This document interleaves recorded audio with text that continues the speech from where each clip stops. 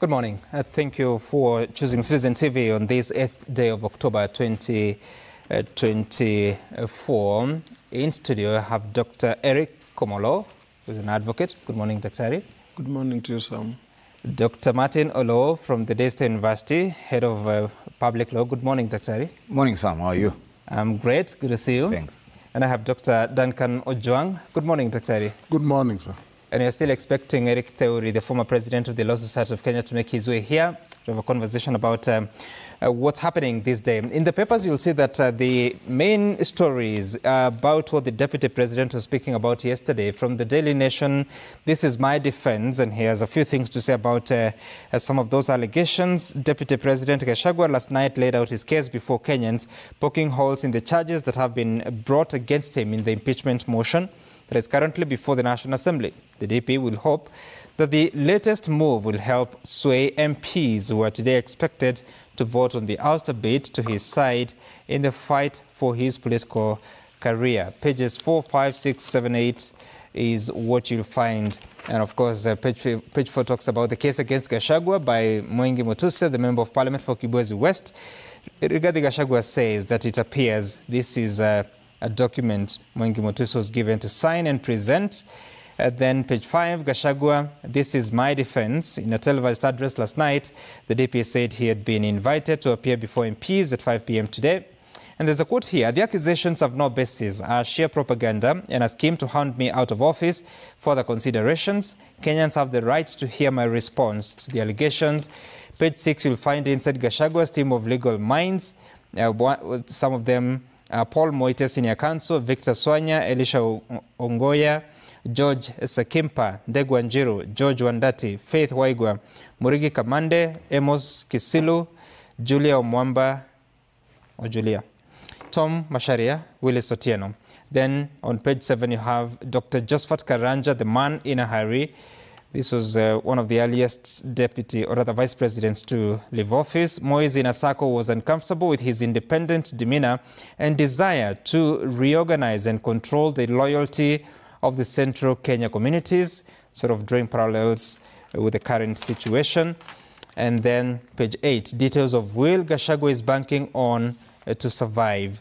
And of course, a lot of accounts that are given by the deputy president in regards to property that he's claimed to have bought with proceeds of crime or corruption, and he was very detailed in as far as how that was left for him by his late brother. The Standard, Gachagua Gambo, the deputy president, came out fighting yesterday, bare-knuckled against the accusations in his impeachment, calling them outrageous and ridiculous.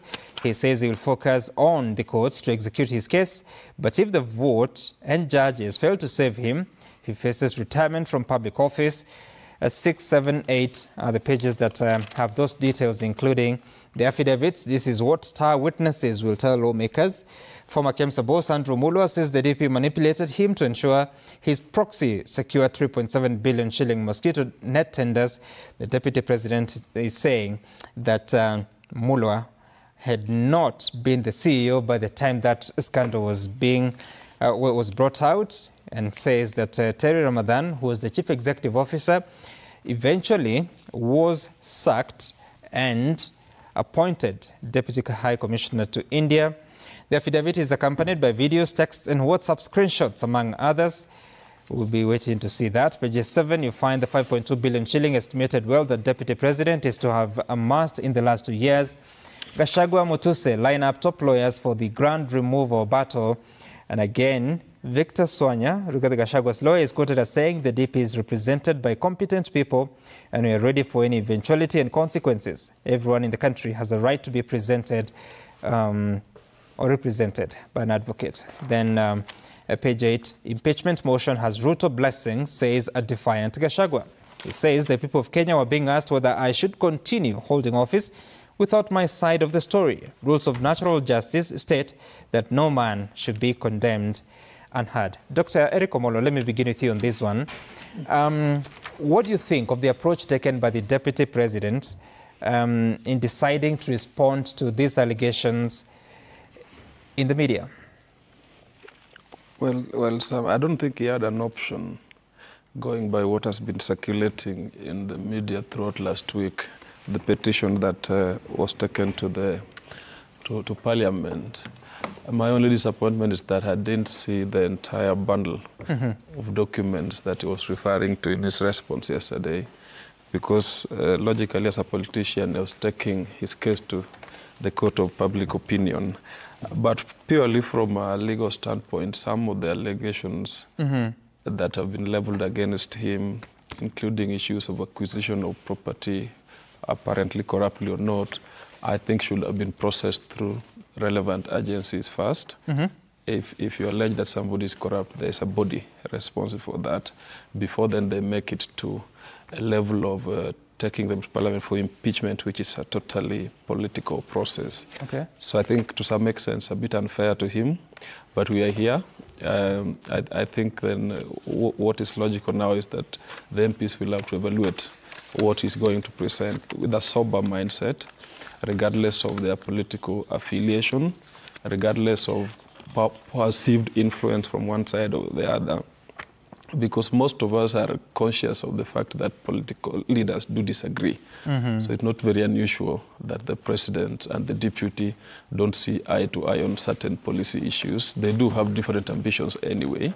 Right. But that should not then, in my opinion, be used to fight wars, particularly those that are embedded in the Constitution, like impeachment, because most of us expect impeachment to be kind of tool of last resort. Right. To be something that is used sparingly, is used objectively, and certainly is not used to settle political scores. Having said that, I'm not convinced that Parliament has done proper public participation, particularly if the aim was to ensure that the country understands the allegations against Mr. Gachagua.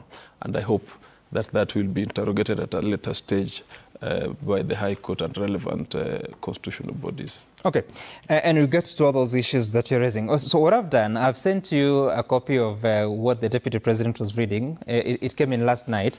It's about 30 or so pages. It might give you an account. I don't know if you have the time to have a look at it. But as we do that, Dr. Martin Low, your thoughts about this approach? Because yes, the motion was, the notice of motion was given on Tuesday last week. The motion, anyone who wants to read it, it has been available, though limited for different persons. That approach is taking. What is its place in this process that is both political and legal? First of all, let's remove any legal or any iota of a legal process. There's no legal process. This is entirely a political process. The allegations being made, the evidence being laid, are as speculative as they are scanty. Because what is it about owning property? This is a capitalist country. People must own property. People who look for public offices of necessity also seek resources, and sometimes these resources are gained from the positions they hold. Now that's true of almost everybody in public office today. So what is it that is so strange about Gachagua and his property? Nothing. So there's no illegality. There's nobody who has come up to complain that he acquired property illegally, he snatched or he did not pay up any of the sale agreements or any of the debts he owed. So there's nothing there. And so we say that this is a political process, and perhaps it's also a diversionary process. We are at a very difficult time as a country. We are facing scandal after scandal. Adani and the airport, Adani and Ketrako, the social health authority, the failed scheme. At a personal level, why would you want me to pay 2.75% of my salary and give me scanty benefits such as 2,000 bob for optical and dental and whatnot, when I actually have a medical insurance that gives me better? So why should I have my medical insurance and continue to pay for it? So there are so many scandals that we are now obfuscating with this impeachment motion. It's diversionary. It's meant to take our eyes off the serious issues.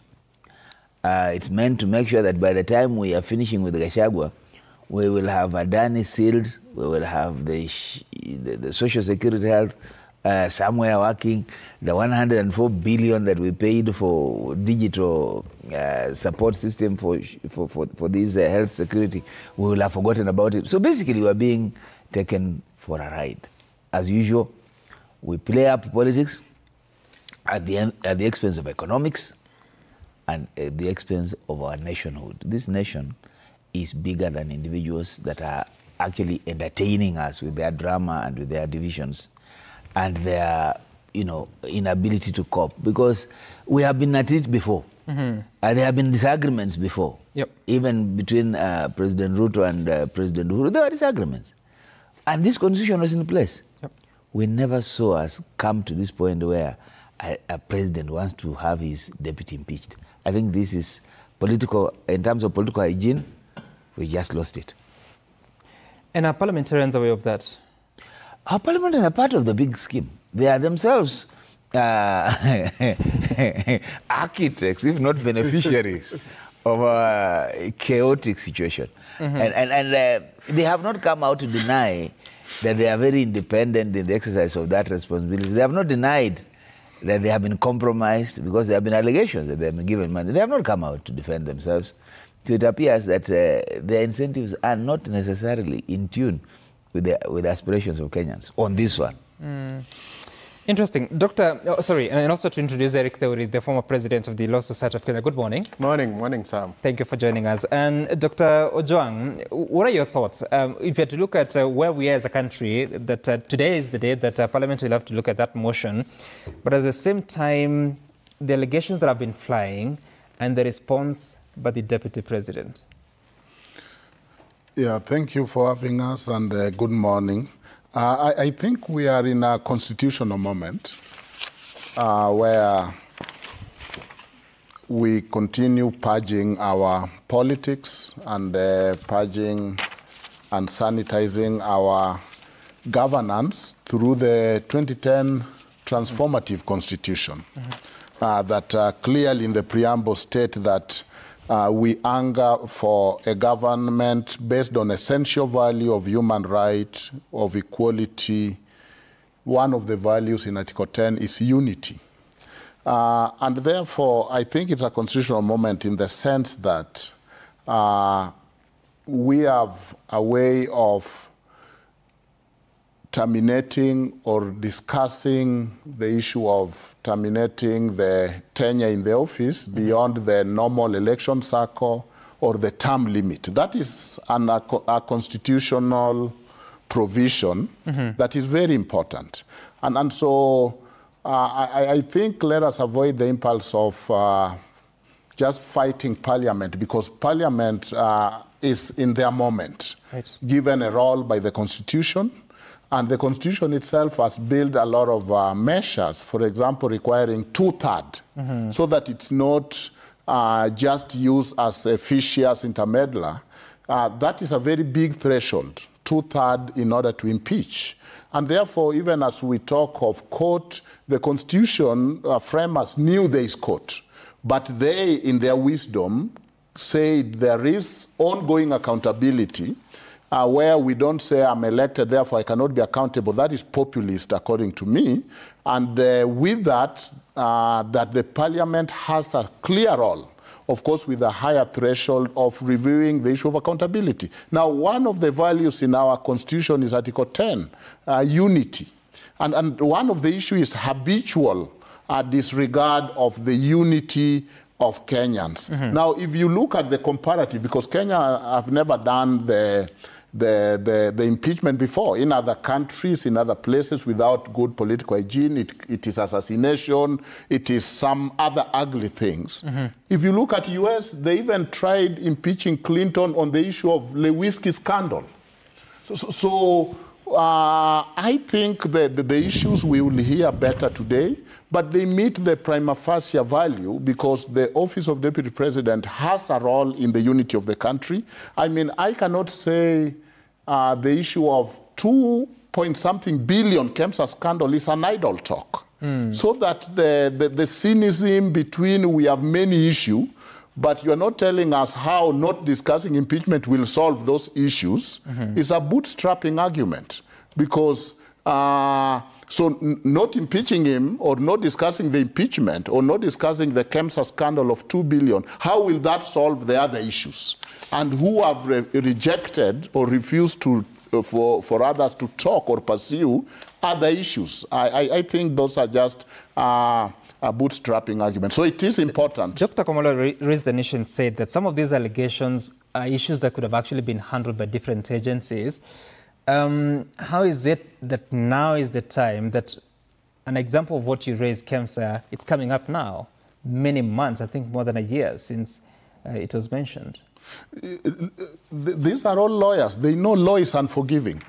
Law is melancholic. You can violate it today, but it never forgives. And finally, eventually, down the road, it revisits. So law, by its own nature, never forgets. And so if there were issues and they are brought now, I think then you know that the impeachment motion is fixing two things, I think, in my view. There is a political crisis because there is an issue where the president and the deputy might not be working very well. But there is the legal issues that has been brought. How can you say that the issue of unity of a country and the issue of habitual remark and the use of the office to tear the country apart are not important issues that are at the heart of this constitution that is talking about the unity, talking of values. For example, Article 38, which is talking of the right for political choice. Now, if you are to be rewarded or punished based on that political choice of Article 38,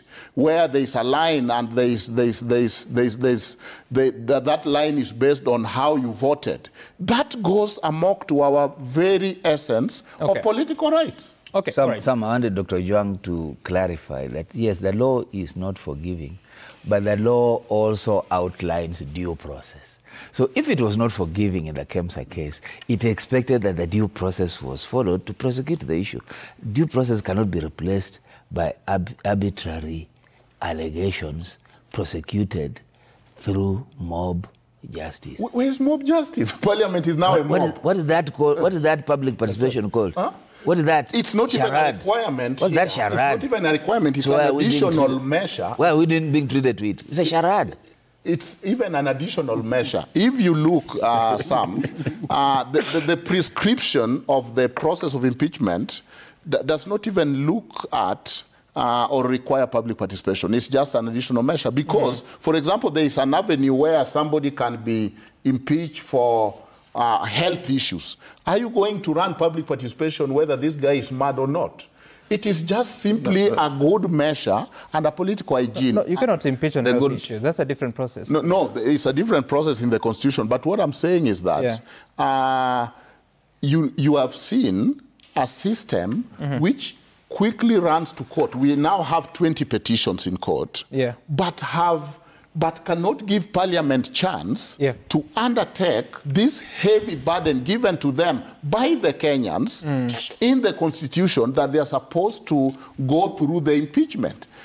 The interview yesterday, they have given the both sides chances today to hear this.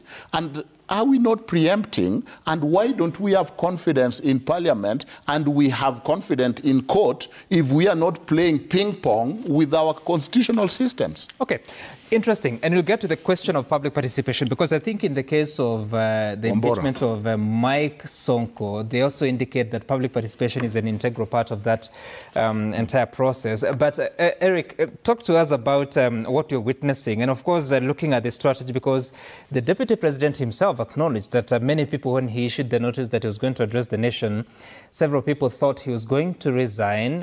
He says that some of his friends have been coming to him. He actually called them jokers with suggestions for him to resign and told them that if they continue, he's going to stop speaking to them. What is this strategy in your assessment? Thank you, Sam. I watched the interview or parts of it, and I was one, amused and two, intrigued. sort of reminded me of a time when there was some debate, and we expected the candidate, then Deputy President, to not perform so well. And he sort of surprised us. And I think yesterday he was also in his element in prosecuting his case before the public. I picked out perhaps one or two things.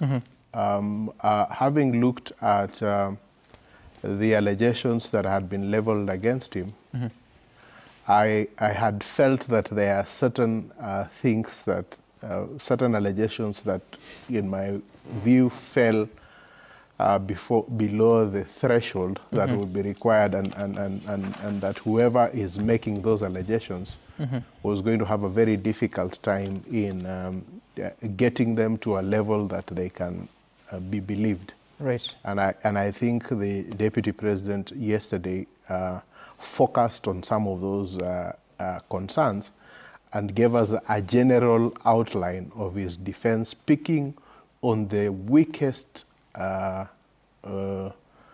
allegations that had been made against him, and just highlighting how, quote unquote, petty they were, and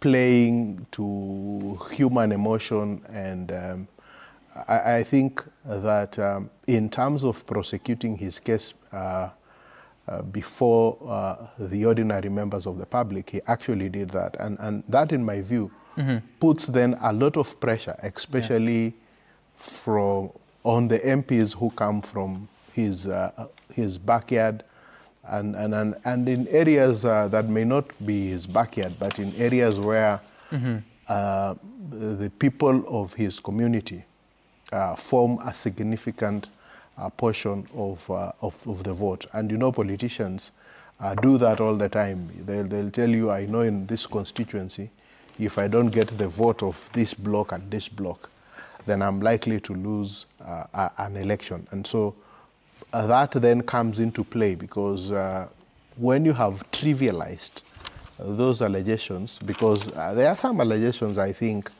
that he will have a problem dealing with.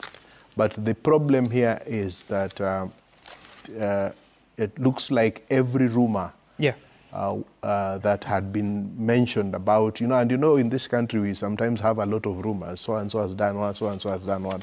So all those rumors appear to have been put into the motion. And what they have done is that they have now trivialized the entire process.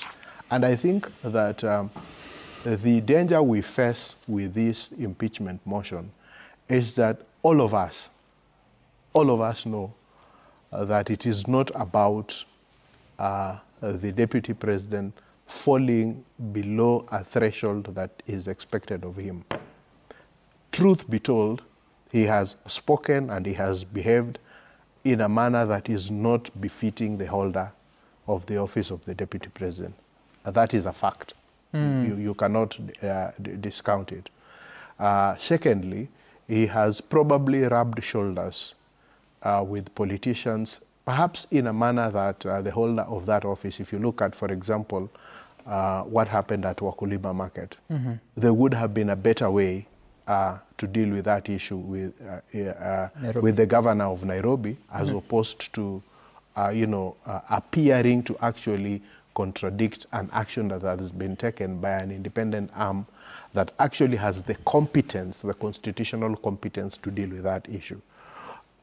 So when you look at those, then you now decide, because of all those small things, which are big, if we were in a system that had hygiene, even then it would have been a little bit difficult to say that those raise to the threshold of impeachment offenses. Okay. But that said and done, I disagree with what Dr. Olo has said. Impeachment, yes, is a political process, but there are certain legal thresholds that have to be met. It is defined by law. There are certain constitutional requirements that have to be met, and that then makes it a legal process because you have to go through a trial, and when it goes to Senate, if it does, which I suspect it will, it then Senate converts itself into a quasi-judicial body that then makes inquiries into those things, and there'll be witnesses and they'll be cross-examined. So there is a legal aspect to it. But what the Deputy President, in my view, was trying to do yesterday was to make it extremely difficult for MPs in Parliament to do what I suspect they are going to do to him today. And so that I can clear the record. Sorry, just before you do, Eric, I'm just wondering, so you're saying that he managed to trivialize some of these allegations, but the people that are going to make that decision is the members of the National Assembly. Do you think they are convinced, and what is the value if they still make the decision you're saying they will make? You know, the members of Parliament, their primary consideration is the political need to remove the Deputy President. Look at it this way. This impeachment motion has overwhelming support from members of the Azimio coalition who are of the ODM wing. If you look at their consideration to removing the Deputy President, it is purely political as a result of one or two of their members being included in government and having to, use this impeachment process to up their claim in the so-called broad-based government, or rather, show their worth in the broad-based government, and also extend the table of goodies that they can partake in. Remember, we all know that they are also entitled to certain positions in the PS, and so they have something. They have a stake. In this whatever. So that is the primary consideration. Oh, okay, allow me to take a short break. I'll come back with more because you're raising a very important issue that they're entitled to a claim to the positions of principal secretaries.